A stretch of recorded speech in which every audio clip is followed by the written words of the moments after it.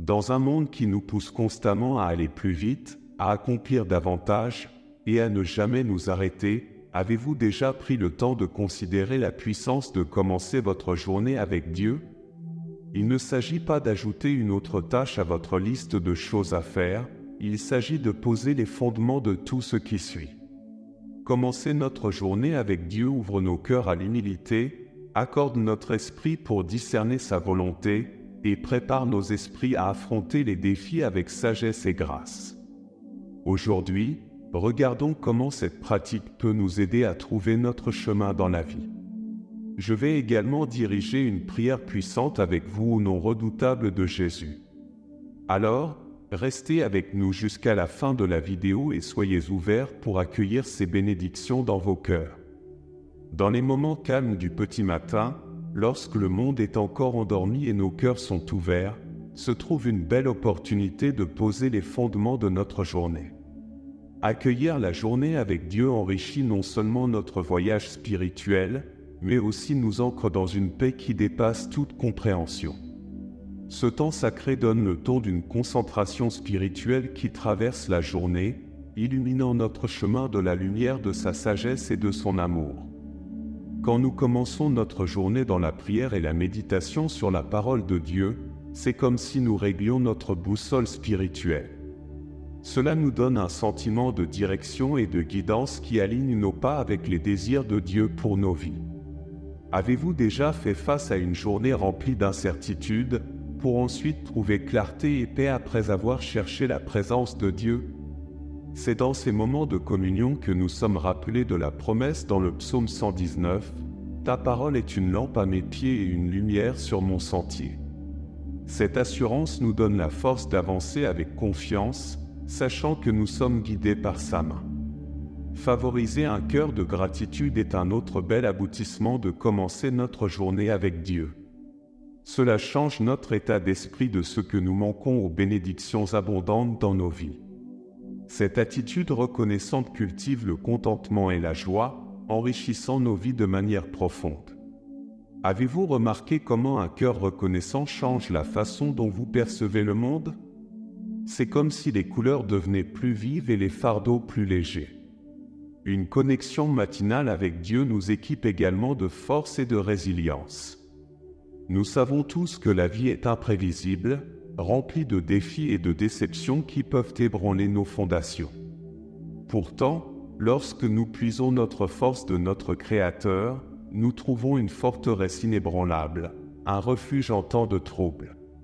C'est cette force divine qui nous permet de faire face aux obstacles de la journée avec courage et de traverser les tempêtes de la vie avec une foi ancrée. Réfléchissez aux paroles d'Ésaïe 40, verset 31, « Mais ceux qui comptent sur le Seigneur trouvent de nouvelles forces. Ils s'envolent comme des aigles. Ils courent sans se fatiguer. Ils marchent sans se lasser. » N'est-ce pas réconfortant de savoir que nous ne sommes pas seuls, que Dieu est avec nous, renouvelant notre force jour après jour? Mes amis, embrasser le matin comme un temps sacré pour se connecter avec Dieu transforme non seulement notre journée, mais toute notre vie. Cela façonne notre caractère, guide nos actions et approfondit notre relation avec le divin. Alors que nous continuons ce voyage, chérissons ces moments de communion matinale, permettant qu'ils renforcent notre esprit. Maintenant, pour souligner à quel point il est crucial d'avoir Dieu de notre côté dès le début de la journée, examinons 6 principes clés qui illuminent notre temps passé avec le Seigneur. Réfléchissez soigneusement à ceux sur lesquels vous pouvez le plus vous améliorer pour vivre une vie plus épanouissante. Numéro 1. Renouveler nos pensées en Christ. Accueillir l'aube avec un cœur ouvert à la parole de Dieu nous offre une opportunité unique de renouveler nos pensées en Christ. Cet acte de renouvellement est un engagement actif avec la parole vivante, nous permettant de nous laisser imprégner, remplaçant nos peurs, nos doutes et nos pensées négatives par sa vérité et ses promesses. Imaginez le pouvoir transformateur de commencer chaque jour en remplissant nos esprits des affirmations de Dieu sur qui nous sommes en lui et les plans qu'il a pour nous. Une histoire convaincante qui illustre l'impact profond du renouvellement de nos pensées se trouve dans Actes 10, versets 9 à 48. Ce passage raconte l'histoire de Pierre, l'un des disciples les plus proches de Jésus, qui a connu un changement significatif dans sa façon de penser. La vision de Pierre sur le toit n'était pas qu'un simple rêve, c'était une révélation divine qui a brisé ses croyances et ses préjugés de longue date. À travers cette rencontre, Pierre a réalisé que l'amour et le salut de Dieu n'étaient pas exclusifs à un seul groupe mais étaient disponibles pour toute l'humanité, quelle que soit sa nationalité ou son origine. Cette révélation d'inclusivité a transformé la perspective de Pierre, lui permettant d'embrasser et de partager plus pleinement l'amour de Dieu. Avez-vous déjà réfléchi à la façon dont le renouvellement de nos pensées pourrait transformer nos relations? En alignant nos pensées sur les enseignements du Christ, nous apprenons à pardonner, à réconcilier et à accorder la grâce aux autres, tout comme le Christ l'a fait pour nous. Cette transformation est enracinée dans l'amour, l'essence même du caractère du Christ. Lorsque nous renouvelons nos pensées, nous commençons à voir les autres à travers le prisme de la grâce et de la compassion, ce qui conduit à des interactions plus saines et plus aimantes. C'est incroyable comment cet acte ne nous change pas seulement, mais a également un impact sur ceux qui nous entourent, créant des ondes d'amour et de compréhension dans nos communautés. Éphésiens 4, versets 23 à 24, parle directement de ce thème « Renouvelez-vous par l'esprit de votre pensée et revêtez le nouvel homme, créé selon Dieu dans une justice et une sainteté que produit la vérité. » Ces versets sont un puissant rappel que notre transformation est à la fois un renouvellement intérieur et une manifestation extérieure de l'œuvre de Dieu dans nos vies. Ce nouvel homme n'est pas un masque que nous portons, mais un vrai reflet de l'amour et de la sainteté de Dieu en nous. N'oubliez pas que renouveler nos pensées en Christ chaque matin établit un précédent pour le reste de la journée. C'est comme mettre en place le décor d'une pièce de théâtre, le scénario est la parole de Dieu, et nous sommes les acteurs, donnant vie à l'histoire à travers nos pensées, nos paroles et nos actions. Et c'est cette pratique quotidienne qui nous équipe pour faire face aux défis de la journée avec une perspective renouvelée. Numéro 2, discerner la volonté de Dieu. Cultiver le discernement spirituel revient à affiner une compétence qui nous permet de naviguer dans la vie avec grâce et sagesse. Ce discernement n'est pas un don réservé à quelques-uns mais un trésor disponible pour tous ceux qui le recherchent sincèrement par la prière et la méditation sur la parole de Dieu. Pensez de cette façon, tout comme un jardinier s'occupe de ses plantes, nous devons aussi cultiver notre capacité à discerner, en veillant à ce que nos décisions et nos actions soient alignées sur le dessein de Dieu. L'histoire d'Esther est un exemple convaincant de recherche de la guidance de Dieu par la prière et le jeûne avant de prendre des décisions critiques. Confrontée à la tâche redoutable de sauver son peuple, Esther a utilisé sa position de reine pour intercéder en faveur de son peuple. Malgré le danger, Esther a accepté de s'approcher du roi, sachant qu'entrer dans sa présence sans être convoquée pourrait lui coûter la vie. Elle a jeûné et prié pendant 3 jours avant de s'approcher du roi. Pouvez-vous voir comment elle n'a pas agi de manière impulsive? Au lieu de cela, elle s'est tournée vers Dieu, cherchant sa sagesse et sa direction. Cette période de préparation spirituelle représentait une expression profonde de sa confiance en la souveraineté de Dieu et de sa dépendance à son orientation. À travers le processus de discernement, notre foi est à la fois testée et renforcée. C'est une chose de croire en Dieu lorsque notre chemin est clair et nos décisions sont simples. C'est une autre chose de lui faire confiance lorsque nous sommes à un carrefour, incertains de la direction à prendre. Dans ces moments d'incertitude, notre foi grandit alors que nous apprenons à ne pas nous appuyer sur notre propre compréhension mais sur la sagesse et l'amour infaillible de Dieu. Avez-vous déjà ressenti la paix qui découle du fait de savoir que vous marchez dans la volonté de Dieu? C'est un sentiment d'assurance qui transcende la logique humaine, une confirmation dans l'esprit que vous êtes là où vous devez être. Cette paix est un fruit du discernement, un signe que nous sommes en harmonie avec la volonté de Dieu pour nos vies. N'oubliez pas que cultiver le discernement signifie également être ouvert à la correction et être prêt à changer de cap lorsque nous réalisons que nous nous sommes égarés du chemin de Dieu. Cela nécessite de l'humilité pour admettre quand nous avons tort et du courage pour suivre la direction de Dieu, même lorsque cela nous sort de notre zone de confort. Rappelez-vous, les voies de Dieu sont plus élevées que nos voies, et ses pensées plus élevées que nos pensées. Numéro 3, cherchez la sagesse.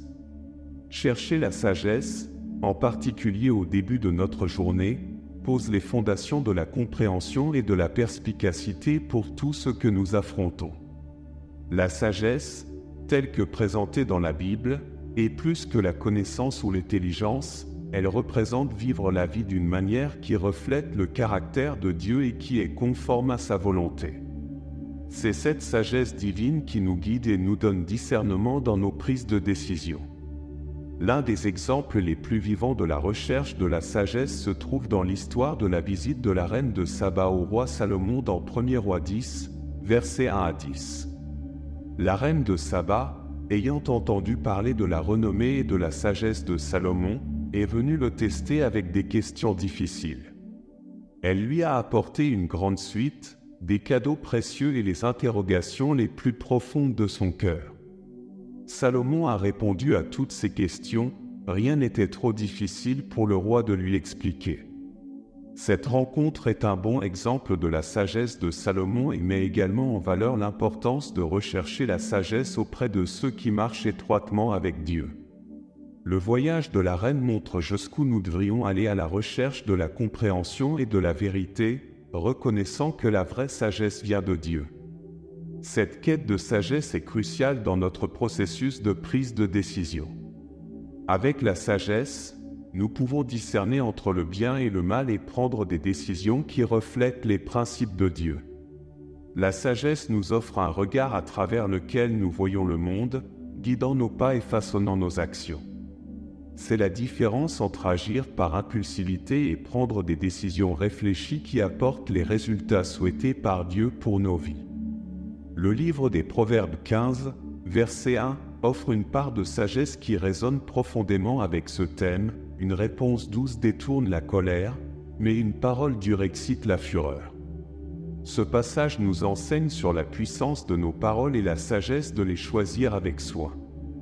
Il parle du principe plus large de vivre avec compréhension et compassion, des traits essentiels dans un monde prompt à la colère et lent à pardonner. Chercher la sagesse dès le début de la journée donne le ton à notre approche de nos interactions, défis et des décisions que nous prenons. C'est comme mettre des lunettes qui nous aident à voir le monde plus clairement, nous permettant de traverser notre journée avec but et grâce. Avez-vous envisagé comment votre routine matinale peut inclure cette quête? Que ce soit par la lecture d'un passage de l'Écriture, la réflexion sur les enseignements de Jésus, ou simplement en demandant à Dieu de la guidance dans la prière, commencer votre journée avec une mentalité de recherche de sagesse peut changer le cours de votre journée. En cultivant une habitude de recherche de sagesse, nous apprenons à valoriser ce que Dieu valorise et à prioriser sa volonté au-dessus de la nôtre. Numéro 4. Le rôle de l'humilité dans la croissance spirituelle. C'est un principe incarné de manière vivante dans la vie de Jésus-Christ. À travers ses enseignements et ses actions, Jésus a fourni un modèle d'humilité, nous guidant à comprendre son rôle crucial dans notre relation avec Dieu et avec autrui. Adopter l'humilité, c'est reconnaître notre place dans le grand dessein de Dieu, reconnaître notre dépendance à son égard et valoriser les autres comme nous nous valorisons nous-mêmes. La beauté d'avoir une attitude humble est illustrée dans l'histoire de Jésus lavant les pieds des disciples, trouvée dans Jean 13, versets 1 à 17. Dans cet acte intime et profond, Jésus, le Seigneur et Maître, assume le rôle d'un serviteur, lavant les pieds de ses disciples. C'était bien plus qu'une leçon d'humilité, c'était un appel à une vie de service et d'amour. Jésus a démontré que la véritable grandeur réside non pas dans la domination mais dans le service. Voyez-vous la beauté non pas dans l'élévation de soi-même, mais dans l'élévation des autres? Cet acte de Jésus nous met au défi d'examiner nos propres vies et la manière dont nous interagissons avec ceux qui nous entourent. Cherchons-nous à servir ou sommes-nous plus concentrés sur le fait d'être servis? L'humilité dans notre marche quotidienne nous encourage à construire des relations basées sur l'empathie et le respect mutuel. Elle favorise une communauté où l'unité s'épanouit et où les individus sont valorisés. Jacques 4, verset 6, renforce ce thème important, mais il donne une grâce plus grande. C'est pourquoi il dit « Dieu résiste aux orgueilleux, mais il donne la grâce aux humbles ». Ce verset montre la grande valeur que Dieu accorde à l'humilité. La promesse de grâce aux humbles est non seulement une motivation, mais aussi une récompense pour ceux qui choisissent le beau chemin de l'humilité.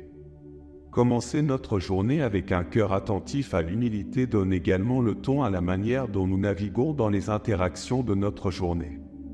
Cela nous rappelle d'aborder chaque situation avec un cœur de serviteur, cherchant à refléter l'amour et l'humilité du Christ dans nos pensées, nos paroles et nos actions. Et c'est dans les moments calmes du matin que nous pouvons aligner nos cœurs avec la volonté de Dieu, en lui demandant de cultiver en nous un esprit d'humilité qui lui rend honneur. Numéro 5. Adopter le timing de Dieu. Lorsque nous considérons nos vies, chaque phase prend son temps sous la guidance d'une main divine. Adopter le timing de Dieu est finalement un acte de confiance, une croyance qu'il sait non seulement ce qui est le meilleur pour nous, mais aussi quand c'est le meilleur moment. Cette confiance nous empêche de précipiter les choses et de prendre des décisions qui, bien qu'elles semblent justes sur le moment, pourraient conduire à des occasions manquées, des erreurs et des difficultés inutiles. L'histoire d'Abraham et Sarah attendant un enfant, telle que narrée dans le livre de la Genèse, est une leçon profonde sur l'adoption du timing de Dieu. Malgré la promesse de Dieu, leur voyage était marqué par des périodes de doute et d'impatience, conduisant à des décisions qui s'éloignaient du plan de Dieu. Pourtant, leur histoire n'est pas celle du jugement mais de la grâce et de l'accomplissement. Elle nous enseigne que même lorsque nous faiblissons, les promesses de Dieu demeurent inébranlables. La naissance d'Isaac, survenue à un moment où Abraham et Sarah pensaient cela impossible, est un exemple incroyable de la fidélité et du timing de Dieu par rapport au nôtre. Ce parcours d'attente n'est pas passif, c'est un engagement actif dans la confiance, la patience et l'endurance. Dans l'attente, nous nous trouvons attirés plus près du Seigneur, apprenant davantage sur sa nature et ses voies. Le livre de l'Ecclésiaste 3, verset 11, parle de ce thème « Il fait toutes choses bonnes en son temps ». Ce passage, bien que simple, nous rappelle qu'il y a un horaire divin pour tout sous les cieux, un timing parfait qui rend toutes choses belles. Notre défi est de faire confiance à ce timing, de croire que Dieu tisse un chef-d'œuvre avec nos vies, même lorsque nous ne pouvons pas voir l'image complète. Mes amis, avez-vous déjà remarqué comment adopter le timing de Dieu dès les premières heures de votre journée peut établir un précédent pour la patience et la confiance tout au long de votre journée? Cela nous rappelle que notre timing n'est pas toujours celui de Dieu et que ses plans pour nous valent la peine d'attendre. Gardez à l'esprit que cette vérité essentielle signifie également abandonner notre besoin de réponses et de résultats immédiats.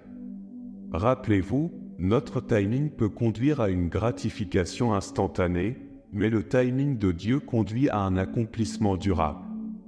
Cette mentalité change notre manière d'aborder nos journées, nos décisions et nos interactions avec les autres. Numéro 6. Surmonter la tentation. La tentation est une expérience commune à laquelle nous sommes tous confrontés à un moment donné. Elle met finalement à l'épreuve notre résolution, notre foi et notre engagement à marcher dans la droiture. C'est précisément pourquoi commencer notre journée en recherchant la force de Dieu n'est pas seulement un rituel, c'est une préparation vitale qui nous équipe pour faire face et résister aux tentations qui se présentent à nous. L'histoire de la tentation de Jésus dans le désert, telle que racontée dans plusieurs chapitres des évangiles, est une illustration puissante de la résistance à la tentation en se reposant sur la parole de Dieu. Après avoir jeûné pendant 40 jours et 40 nuits, Jésus était physiquement affaibli et vulnérable, un état dans lequel la tentation trouve souvent sa prise la plus forte. Pourtant, confronté aux invitations rusées du tentateur de transformer les pierres en pain, de se jeter du sommet du temple et d'adorer Satan en échange des royaumes du monde, Jésus a contre-attaqué chaque tentation avec l'Écriture.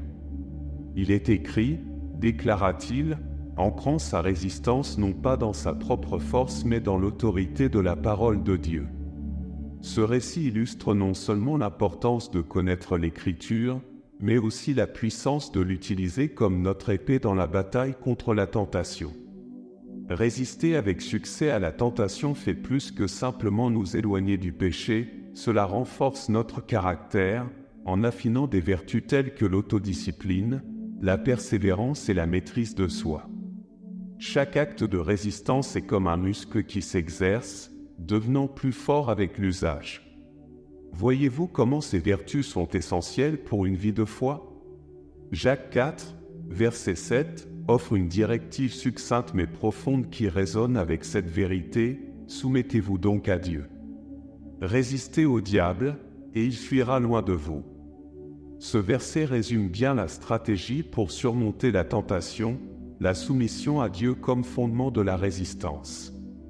C'est un rappel que notre capacité à résister à la tentation commence par un cœur soumis à Dieu. Cette soumission quotidienne n'est pas un signe de faiblesse mais de force, reconnaissant que dans notre propre pouvoir, nous sommes enclins à faillir, mais avec Dieu, nous pouvons rester fermes. Alors que nous faisons face à chaque jour, rappelons-nous l'exemple de Jésus dans le désert et armons-nous de la vérité de l'Écriture. Maintenant, à tous ceux qui entendent ma voix, poursuivons le réconfort et les conseils que seul notre Seigneur peut offrir. Je vous encourage à vous unir à moi pour exprimer nos espoirs, nos préoccupations et notre gratitude envers celui qui écoute avec un cœur miséricordieux. Priez avec moi pour accueillir la grâce qui accompagne cette prière sincère. Dieu Tout-Puissant et Éternel, dans la tranquillité de chaque nouveau jour, guidez-nous pour trouver le calme au matin. Alors que le monde s'éveille, que nos premières actions soient d'offrir nos prières et notre gratitude à vous, donnant le ton pour une journée qui ne consiste pas seulement à accomplir des devoirs mais est imprégnée d'amour et de dessein. En ces moments de tranquillité, que nos cœurs et nos esprits soient alignés sur votre divine volonté, nous préparant à affronter tout ce qui vient à nous avec grâce et courage. Nous reconnaissons, Seigneur, la fierté et l'autosuffisance qui obscurcissent souvent notre jugement et nous égarent. Puissions-nous abandonner ces barrières à vous, embrassant les leçons apprises à travers les succès et les échecs de notre voyage spirituel.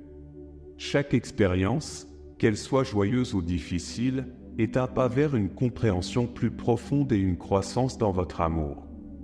Enseignez-nous à voir votre main à l'œuvre dans tous les aspects de nos vies, nous modelant en vaisseau de votre grâce. Dans notre quête de progrès et de réussite, le désir de maintenir le contrôle peut devenir écrasant. Enseignez-nous, ô Dieu, à lâcher ce besoin de contrôle et à nous soumettre au rythme que vous avez fixé pour nos vies. Rappelez-nous que nos échéances sont limitées en perspective, mais votre timing est parfait, englobant un plan bien plus grand que nous ne pouvons comprendre. Guidez-nous, Seigneur, à discerner votre volonté pour nos vies. Dans les grandes décisions comme dans les moments apparemment banals, aidez-nous à rechercher votre direction et à suivre votre conduite. Permettez-nous d'être attentifs aux murmures de votre esprit, nous guidant vers des chemins de droiture et de paix et loin des pièges de la distraction et de la désillusion. Nous venons à vous, conscients des schémas de pensée négatifs et des croyances limitantes qui entravent notre croissance spirituelle. Aidez-nous à identifier ces obstacles et à les relâcher dans votre lumière transformatrice. Remplacez ces ombres par la vérité de votre parole, permettant à votre amour de guérir et de renouveler nos esprits, nous permettant de nous voir nous-mêmes et le monde qui nous entoure à travers le prisme de votre grâce. Fortifiez-nous de votre force pour résister aux tentations qui se présentent à nous. Dans un monde rempli de plaisirs éphémères et de chemins trompeurs, Que votre vérité soit notre bouclier et notre forteresse. Dans toutes nos entreprises, aidez-nous à rechercher votre sagesse, comprenant que la vraie connaissance et la compréhension viennent de vous.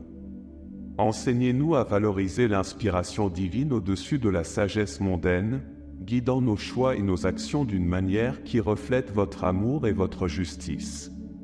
Ensemble, dans l'unité d'esprit et de dessein, nous élevons cette prière vers vous, en nous confiant en votre amour et votre miséricorde infaillible. Menez-nous, guidez-nous et transformez-nous selon votre volonté. Amen. Si ce message vous inspire, veuillez nous le faire savoir dans la section des commentaires de cette vidéo. De plus, vous pouvez témoigner de votre soutien en aimant la vidéo et en cliquant sur le bouton d'abonnement. Que Dieu vous bénisse et continuez d'avancer avec foi.